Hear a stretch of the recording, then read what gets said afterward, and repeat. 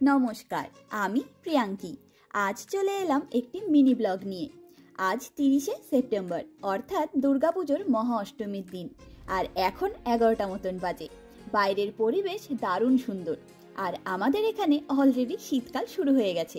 সকালের দিকটায় প্রায় প্রতিদিনই 6 থেকে 9 ডিগ্রির মধ্যে টেম্পারেচারটা থাকছে।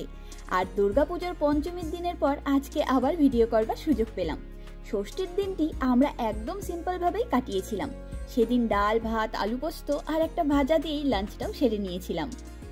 একদম সাধারণ একটি দিন ছিল সেদিন, কারণ সপ্তমীর দিন ভোরবেলা উঠে আমরা বেরিয়ে পড়েছিলাম অস্ট্রিয়া দেশের রাজধানী ভিয়েনা শহরটিকে ঘুরে দেখতে। সপ্তমীর দিনে সূর্যোদয় হাঙ্গেরি দেশে দেখেছি, আর সপ্তমীর সূর্যাস্ত দেখেছিলাম অস্ট্রিয়া দেশে। ওটাই ছিল আমাদের সপ্তমীর সারাদিনের গল্প। তবে সেসব কিছুর ব্লগ আমি আপনাদের সাথে পরে কখনো শেয়ার করব। আর সপ্তমীর দিন অর্থাৎ কালকে আমরা অনেক রাত করে বাড়ি ফিরেছি, তাই আজকে সকালে ঘুম থেকে উঠতে বেশ খানিকটা দেরিও হয়ে গেছে। তবে আজকে আমাদের কারোরই শরীর খুব একটা ভালো না। তবে আজকে সকাল থেকে উপোস করেই দুপুরের রান্না বান্না সেরে নিচ্ছি। আজকের লাঞ্চে রয়েছে ল্যাম্ব কারি আর ভাত। আর আমি ল্যাম্ব কিংবা মাটন রান্নাটা জাস্ট নামানোর আগেই গরম মশলার গুঁড়ো আর ঘি দিয়ে থাকি। তবে জানেন তো, এই ঘিটা আমি ঘরেই বানাই। ইন্ডিয়ান দোকানের থেকে কিনে নিয়ে আসা যে কোনো কোম্পানির ঘি কদিনের পুরনো হলেই কেমন একটা কটু গন্ধ হয়ে যায়, তাই আমি ঘিটা ঘরেই বানিয়ে থাকি। পরে কখনো সেই ভিডিও আপনাদের সাথে ভাগ করে নেব।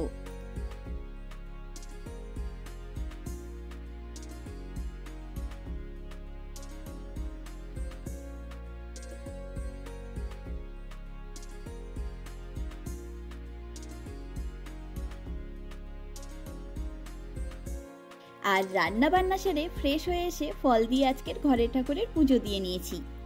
আজকের পুজোর আয়োজনে বিশেষ কিছুই করতে পারিনি। এখানে একরকম আম পাওয়া যায়, যেগুলি আমাদের দেশের কাঁচা মিঠা আমের মতন খেতে।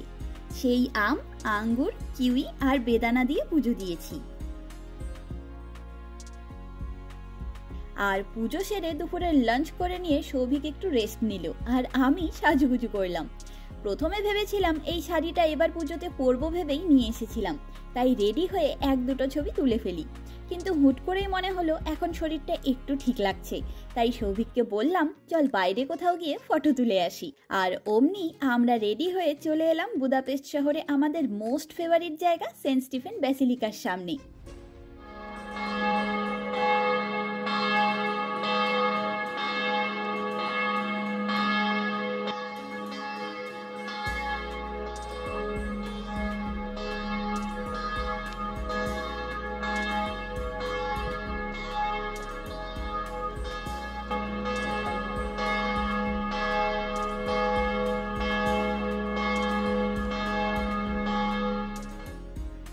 ফেসবুক খুললেই সবার দারুণ সুন্দর সাজুগুজু সহ দুর্গাপুজোর আনন্দের অনেক ছবি চোখে পড়ছে।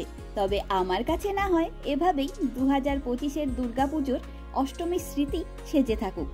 আর মন ভরে ছবি ভিডিও তুলে নিয়ে আমরা এখন এলাম আমাদের পাড়ার করভিন মলে একটি ক্যাফেতে।